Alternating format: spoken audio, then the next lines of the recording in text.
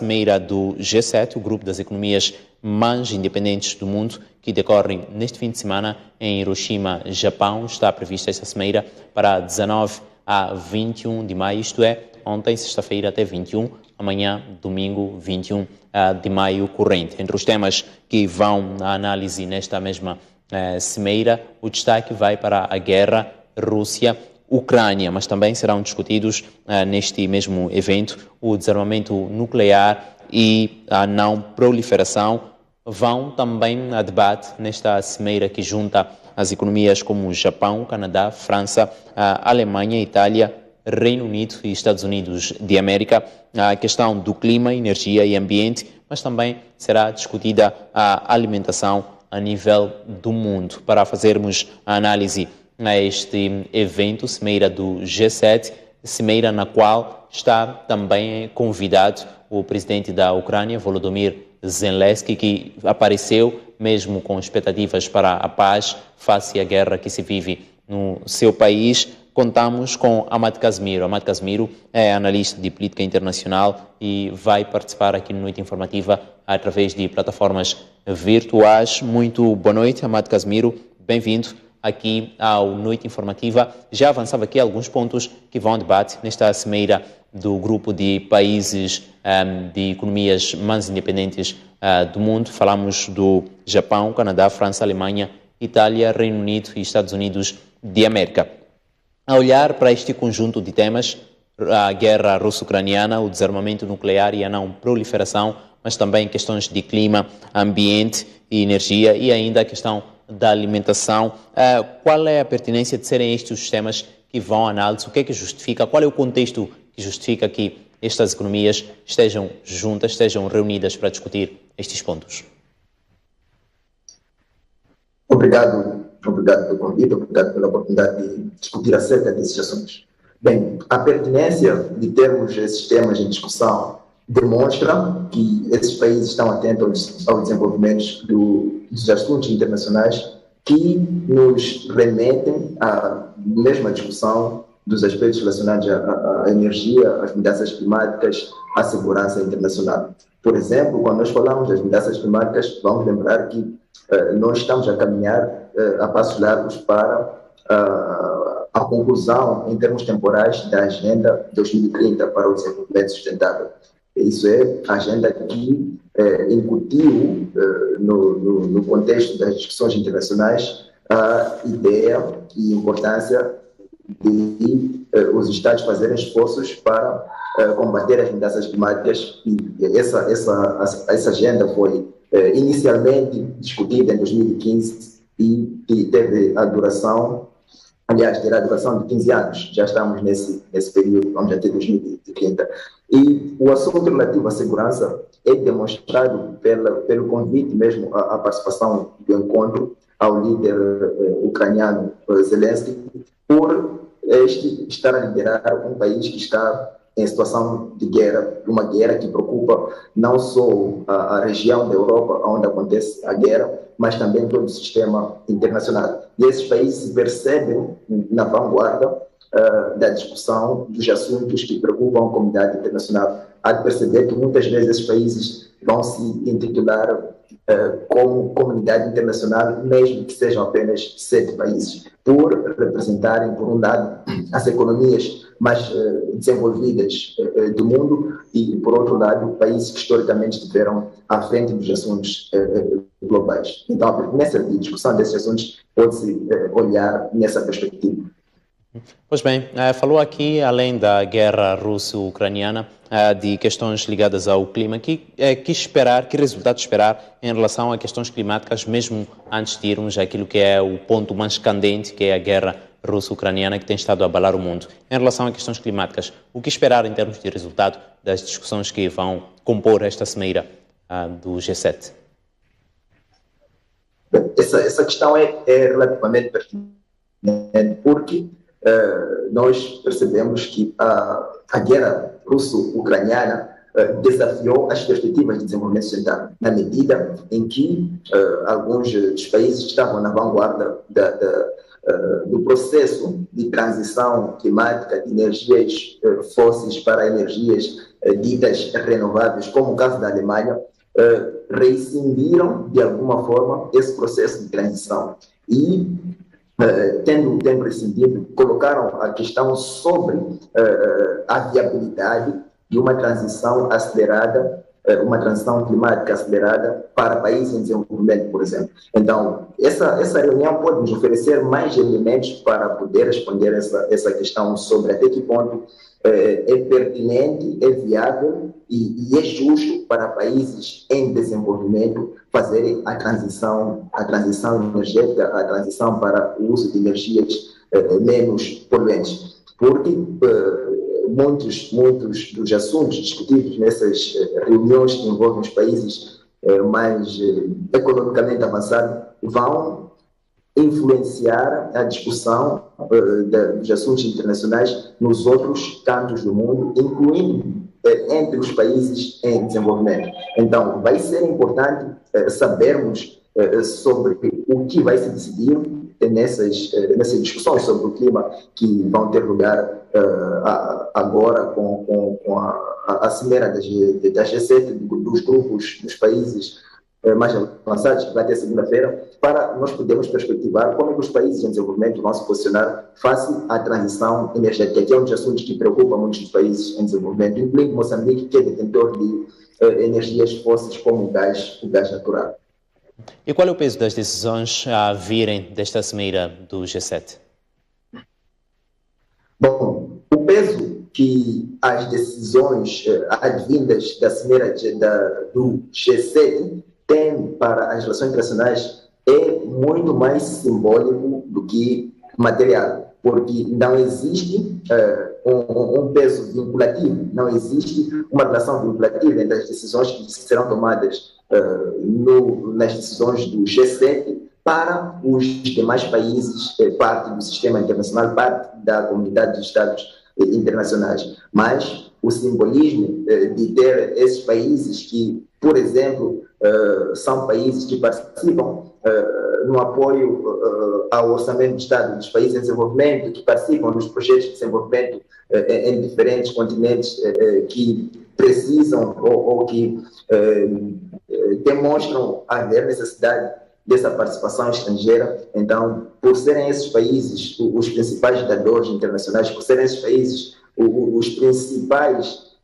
detentores do capital internacional, embora isso tenha estado a mudar com a emergência da China e dos BRICS de forma geral, mas continua tendo um peso por esses fatores que eu acabei de mencionar.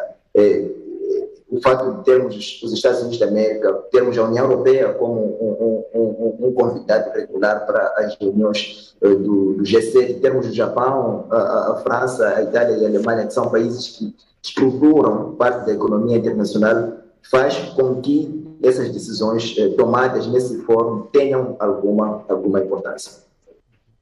Olhar para aquilo que é um dos pontos mais candentes que vão a debate nesta mesma cimeira do grupo G7, concretamente a guerra Rússia-Ucrânia, que dura já há mais de um ano. Houve aqui, no âmbito das reuniões já havidas até esta parte, apelos para que a China possa convencer a Rússia a parar com a guerra que está a acontecer na Ucrânia, tendo em conta a proximidade existente entre a China e a própria Rússia. Que impacto este apelo poderá ter em relação àquilo que é o pedido feito à China para com a Rússia? Poderá ser acatado este apelo por parte da China? Bem, eu percebo que o apelo que foi feito para a China conversar ou convencer a Rússia para parar com a guerra reveste-se de um simbolismo político, porque os países ocidentais sabem que não vai ser a China a convencer a Rússia a parar com a guerra. Mesmo existindo esta relação amigável entre os dois países, China e Rússia, no caso?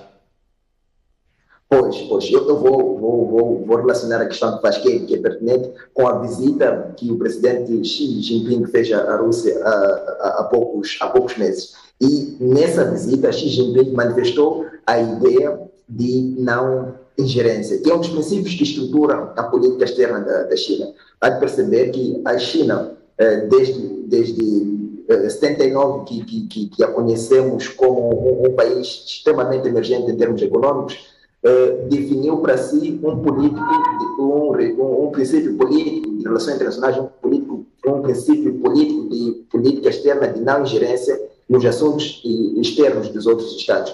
Em respeito mesmo ao direito internacional, que esse princípio de não ingerência faz parte dos princípios fundadores do direito internacional, a China tem se mostrado extremamente coerente a esse princípio. E dificilmente a China tem ingerido em assuntos inerentes à política externa dos outros Estados. E a China manifestou essa posição a quando da visita que o presidente chinês Xi Jinping fez à Rússia. Então, dificilmente a China vai conseguir convencer a Rússia para parar com a guerra que está a acontecer contra a Ucrânia. Entretanto, nós podemos mencionar aqui que foram os 12 pontos para a paz propostos pela China, 12 pontos para a paz entre Rússia e Ucrânia. Mas, embora tenha proposto esses 12 pontos para a paz, a China se mostrou respeitosa à posição russa. Então, dificilmente nós teríamos uma situação em que a China convenceria a Rússia a parar com a guerra, nos termos em que o Ocidente, representado pelo Fórum G7, propõe-nos.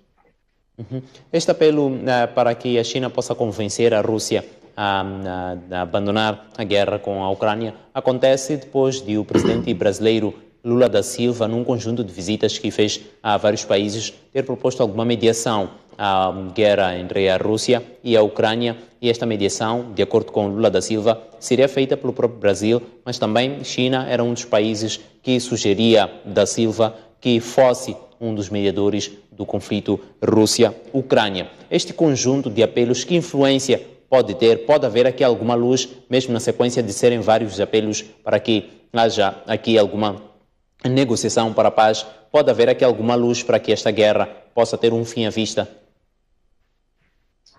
Pois, pode haver. Se eu tivesse de responder diretamente a sua questão, diria que pode haver alguma luz. Entretanto, eu estava a verificar a conta do presidente Emmanuel Macron, a conta Instagram do presidente Emmanuel Macron, e ele escrevia que a reunião do G7 vai servir para demonstrar o apoio da comunidade internacional. E lembra-se que há pouco eu mencionava que o G7 se percebe como a comunidade internacional. Então, o presidente Macron escrevia, aliás, na sua conta, de que o G7 vai demonstrar, por esta reunião, que a comunidade internacional continua unida no apoio à Ucrânia, e foi longe ao considerar, longe no sentido de propostas para a paz, ao considerar que estariam ao lado da Ucrânia até que a Ucrânia vencesse a guerra. Então, essa retórica que existe em muitos países do G7 pode dificultar que esses países surjam como mediadores para o conflito.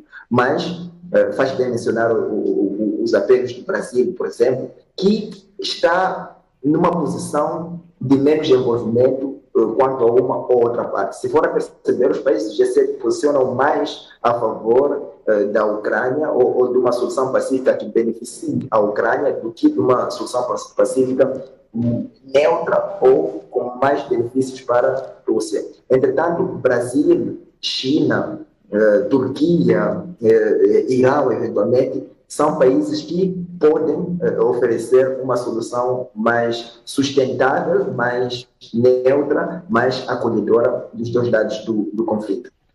Olhando para as relações geopolíticas, que elementos de fundo terão determinado que se escolhesse os países que foram escolhidos para que fossem convidados a esta mesma cimeira? Estamos a falar da Ucrânia, mas também estamos a falar de Brasil e de outros países que não fazem parte do grupo das economias mais independentes do mundo, neste caso o G7, mas estão lá convidadas para que possam participar desta cimeira que acontece em Hiroshima, no Japão.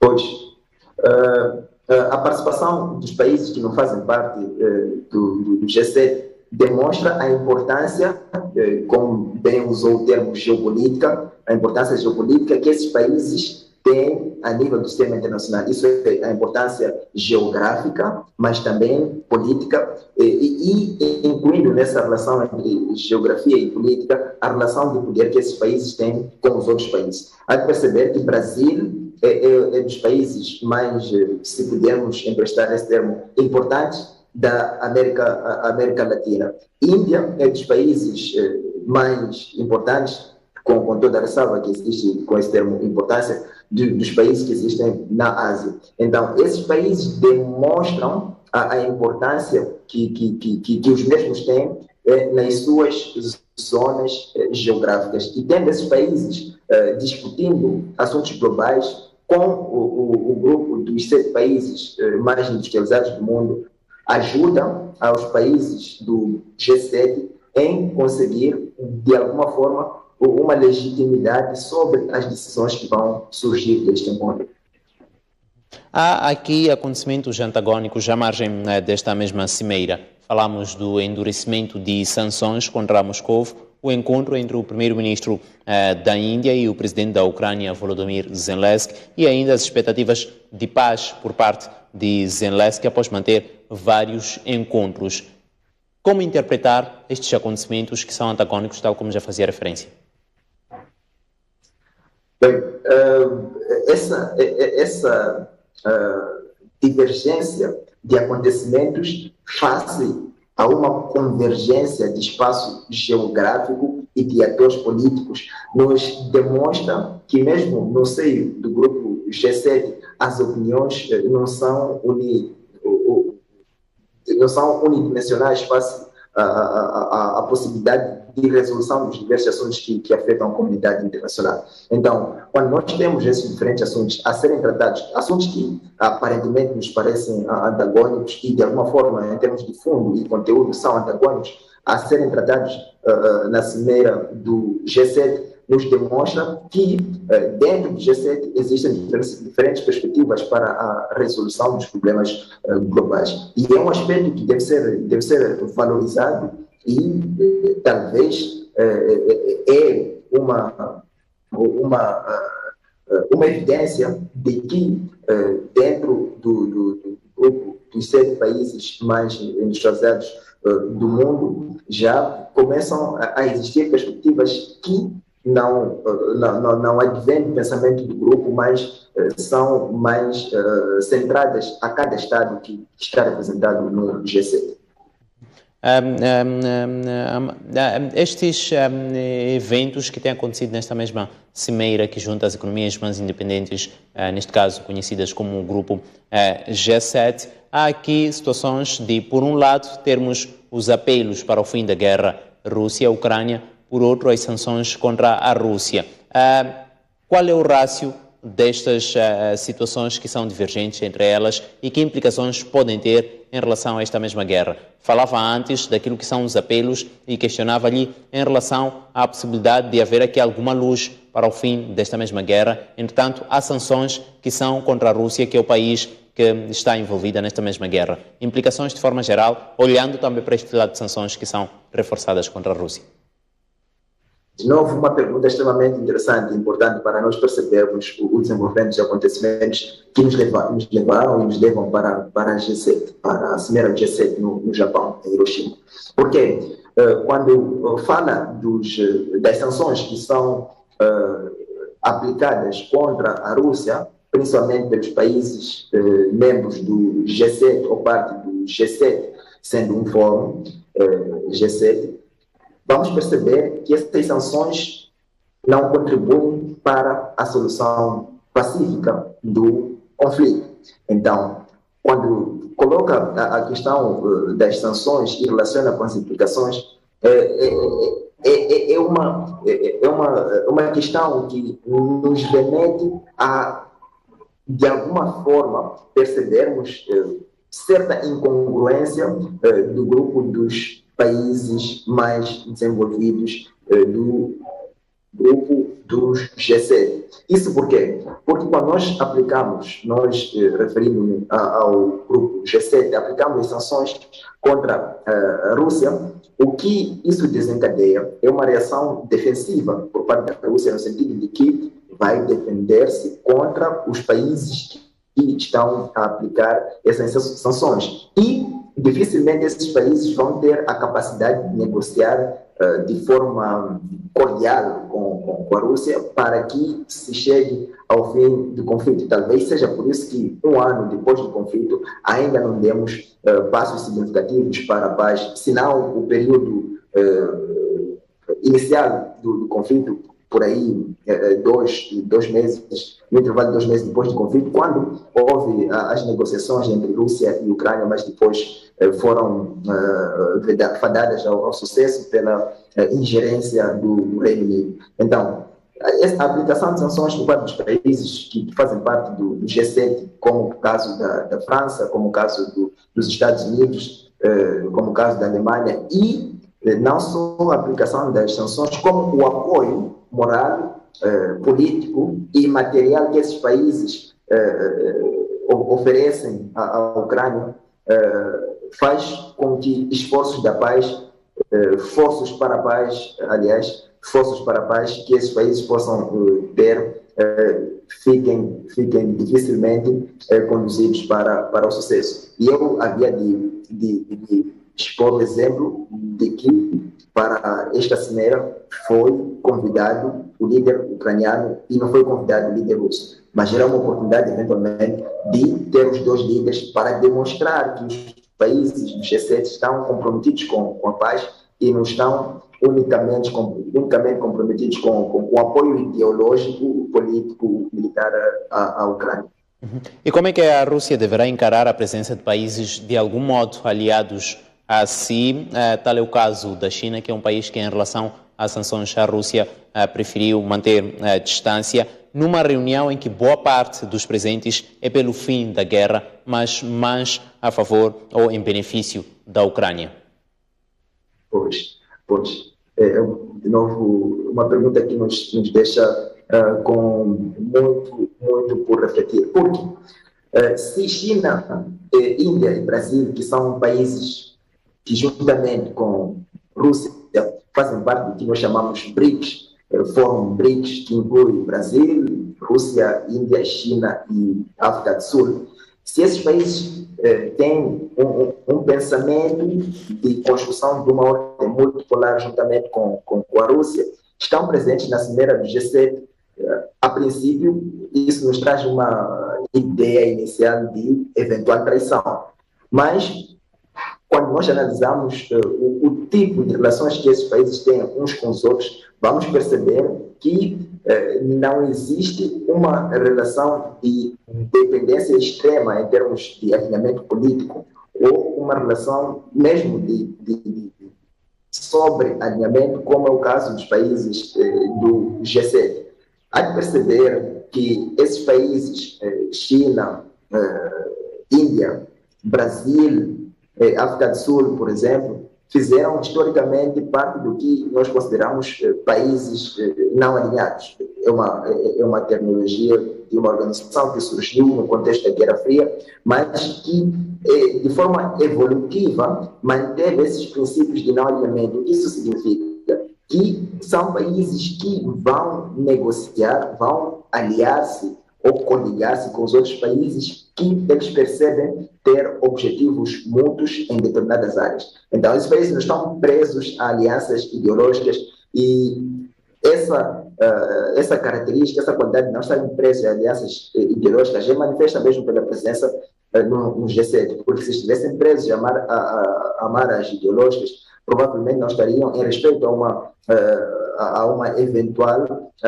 eventual alinhamento ideológico com a Rússia. E a Rússia é um país extremamente, pelo que tem demonstrado, extremamente racional e permite, em termos políticos e em termos de discurso também, permite que os países que são, de certa forma, fortemente aliados da Rússia estejam à vontade para negociar com os outros países. Aliás, essa é mais uma evidência do que esse grupo de países BRICS tem propalado como o multipolarismo ou a multipolaridade.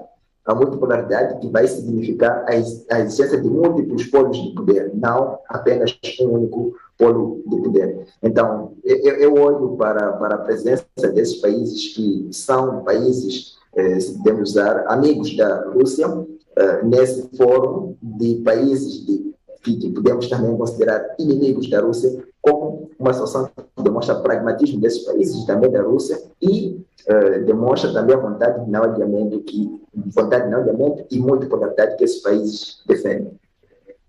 O impacto direto daquilo que serão as assunções de decisões e outros elementos que advirão desta cimeira, desta conferência do grupo dos países conhecido como G7, para países como Moçambique, que é o nosso país? Bem, o impacto direto das decisões que advirão do G7, eu havia de olhar primeiro para o assunto que abordamos no início e que muito bem mencionou quando estava a elencar os principais temas em debate neste fórum, que agora está a se realizar em Hiroshima, no Japão, que é relativo às mudanças climáticas. Por quê? Porque nós, Moçambique, estamos no contexto de descobertas, de prospecção e exploração também de combustíveis fósseis, gás, petróleo ainda não, mas gás natural, e nesse processo de prospecção dessas energias, muito se tem dito de que são energias que contribuem para o aquecimento global. Aliás, existem algumas evidências científicas que corroboram este fato. Entretanto, Moçambique, como um país em desenvolvimento, precisa dessas energias. Então, as decisões que vão emergir do Fórum G7, mesmo que não haja alguma vinculação entre essas decisões de ação dos Estados no sistema internacional, vão permitir que os países se reposicionem em termos de estratégias de desenvolvimento que usem ou que estejam à deriva dos combustíveis fósseis. Então, para Moçambique, o impacto das principais decisões que vão advir desse encontro, eu olharia primeiro para as decisões sobre as mudanças climáticas e os combustíveis que influenciam o processo de mudanças climáticas antrópicas, ou seja, mudanças climáticas causadas pelo ser humano. Então, essa seria o primeiro ponto de análise. O segundo vai ser relacionado